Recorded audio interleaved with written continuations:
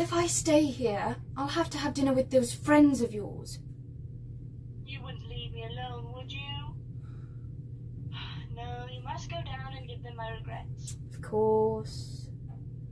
Miss Bingley is sweet, and her brother is most pleasant and attentive. And Mr. Darcy?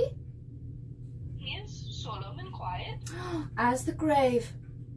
As a gentleman ought to be. No, if he is the ideal, we both are better off alone. Why be so hard on poor Mr. Darcy? Poor Mr. Darcy! Impeccably dressed, not a hair out of place, and yet, whenever he speaks, he says nothing tolerable. You weren't meant to hear him when he said... Does that make it any less hurtful? You harboured no such feelings at the time. You can't know what he intended.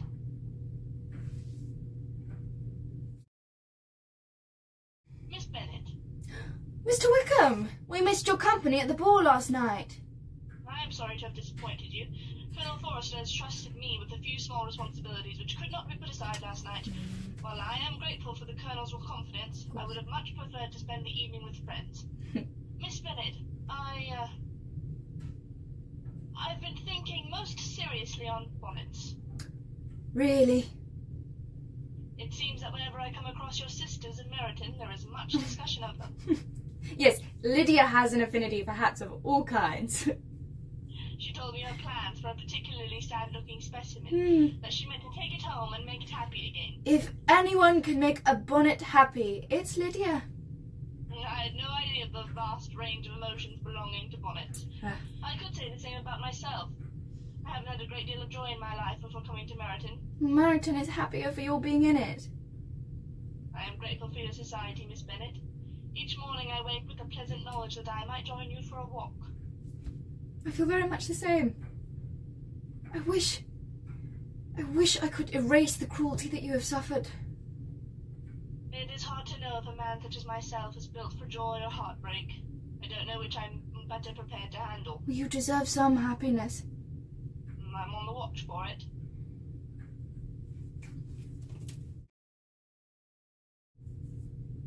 My affections and wishes are unchanged, but one word from you will silence me on the subject forever. I should thank Lady Catherine as she has brought you here. She does like to be of use. I thought I hated you more than a person could be hated. My behaviour to you and your sister was unpardonable. I shall never forget what you said to me. What? Had you behaved in a more gentlemanlike manner, you can't know how these words have tortured me. I'm sorry. I hadn't the smallest idea of them being felt in such a way. To think of all the horrible things that I said to you, how I regret them. No, I'm grateful to you for saying to me what no one has dared say. You taught me a lesson, hard indeed at first, but necessary. I spent too much of my life looking on the rest of the world with disdain, holding myself up as if I was somehow better, but I found a way to be better. I cannot fix on the hour or the look when first I realized I loved you. Was it one of the times when my behaviour towards you was bordered on uncivil? Probably. I think it was one of those times that I came to feel the same. But you were grave and silent and gave me no encouragement. I was embarrassed. So was I. Well, you might have talked to me more when you came for dinner. A man who had felt less might. What a good answer. Marry me. What about your aunt? Let's not think on her now, Elizabeth. Elizabeth. You have made me the happiest creature in the world.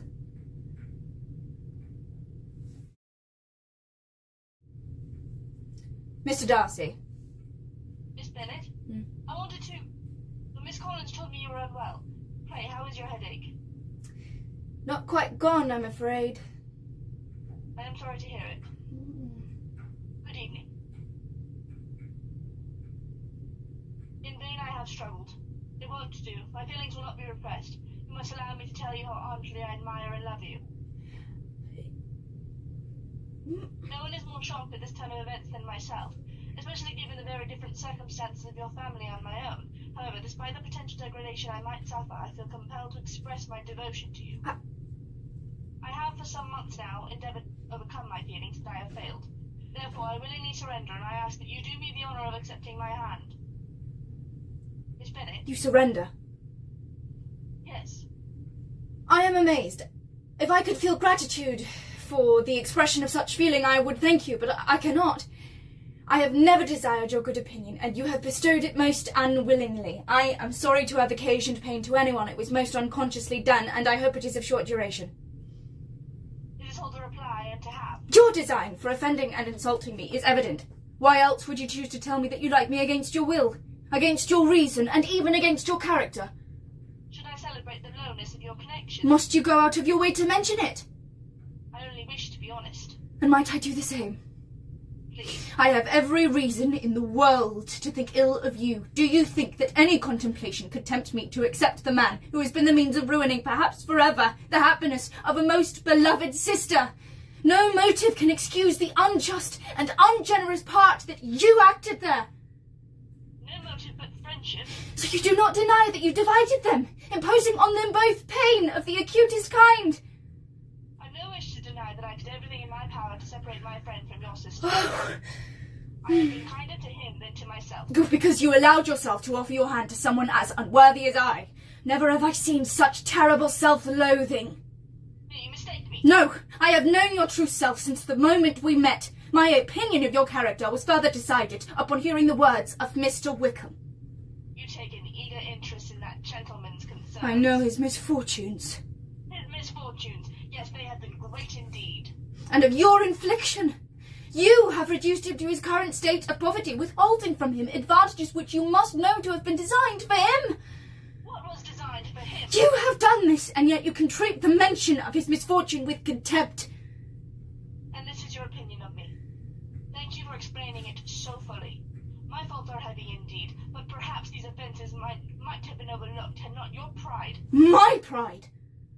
Had not your pride been hurt by the fact that I have misgivings about your family, can you expect me to congratulate myself on the hope of relations whose condition in life is so decidedly beneath my own? I might have felt more concern in refusing you had you behaved in a more gentlemanly-like manner.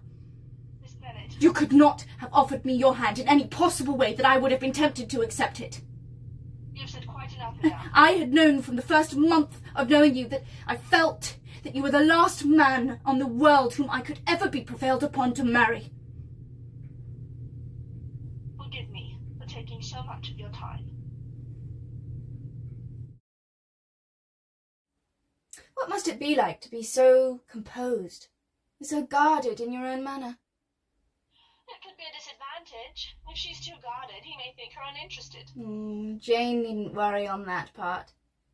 She needs to help him on. She will, as her nature will allow it. Bingley doesn't know Jane or her disposition as much as you do. She needs to command his attention. Can you see Jane commanding anything? She needs to make the most of every moment she has with him.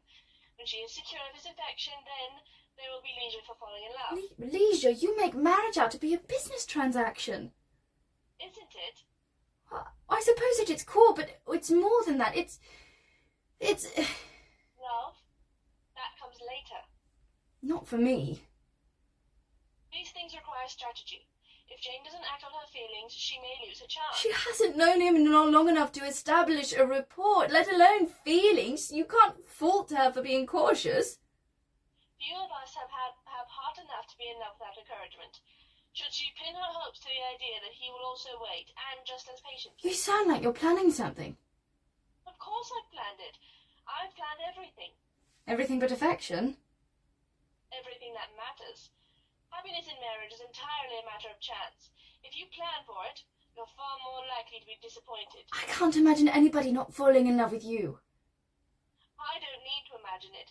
It happens all the time. But who's to say what love is waiting for you or me? Don't ask.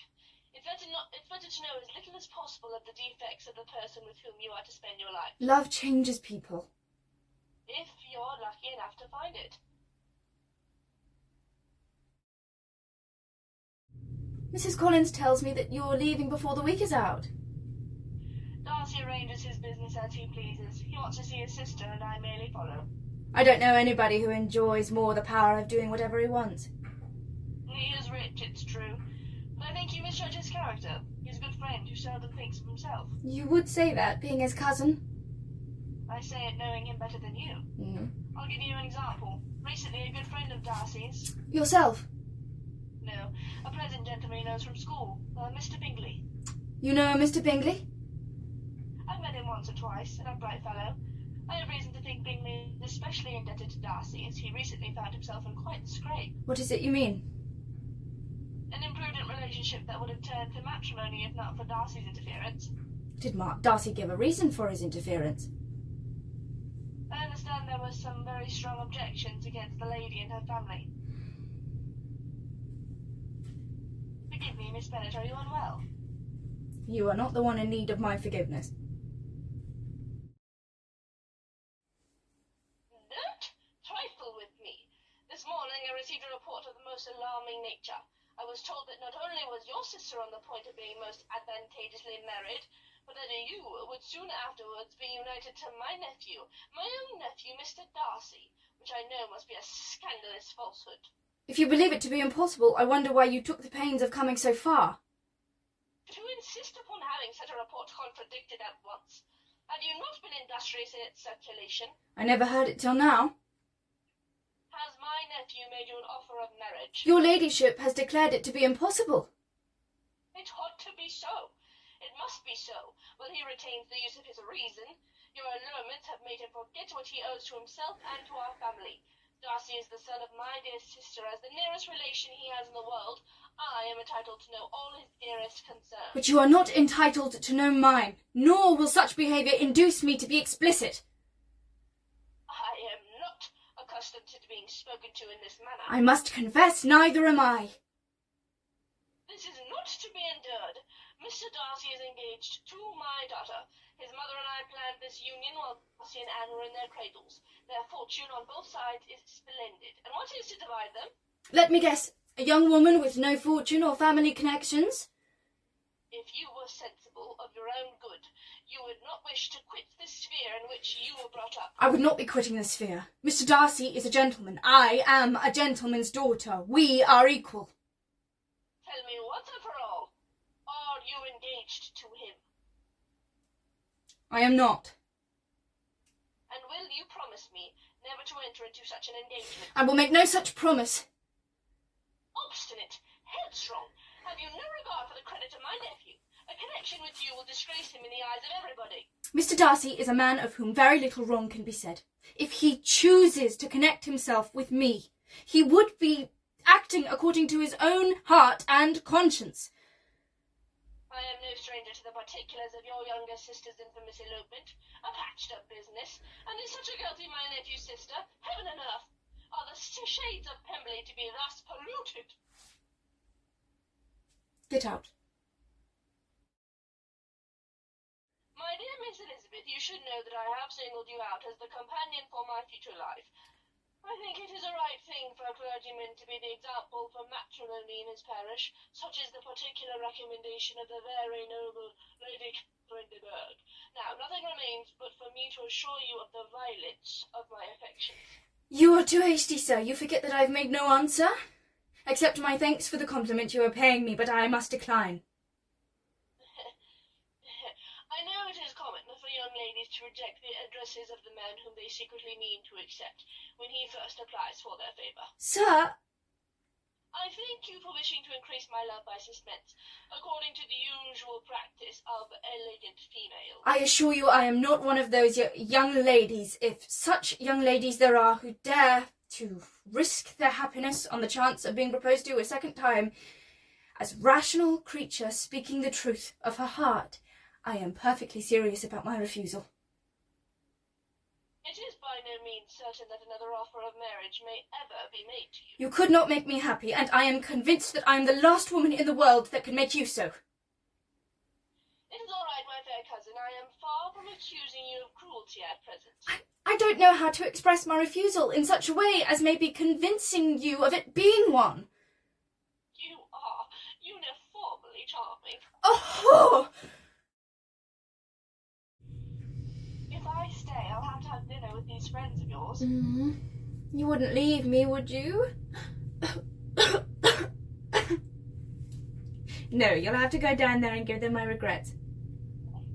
Of course. Miss Bingley is sweet, and her brother is pleasant and attentive. And Mr. Darcy? He is solemn and quiet. As the grave? As a gentleman ought to be.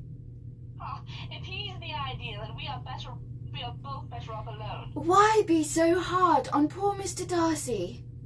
Poor Mr. Darcy? Impeccably dressed, not a hair out of place, yet when he speaks he says nothing tolerable. You weren't meant to hear him when he said that. Does that make it any less hurtful? You didn't harbour such feelings at the time. You can't know what he intended.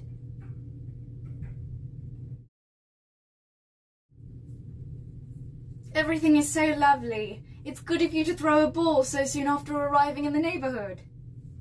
I do love a ball. Everyone is in their best and old rivalries can be put aside for an evening of fun. What if the world's problems could be solved with a night full of fine food, laughter and dancing? What a capital thought. Why go to war when we might have a ball instead? Hear, hear. When I speak to you, with you, there is a freedom I feel that I'm not sure how to best articulate, except that It makes me want to dance. Yes, you see, we think alike. Would you join me for a reel? I'd be delighted. You understand me? I do.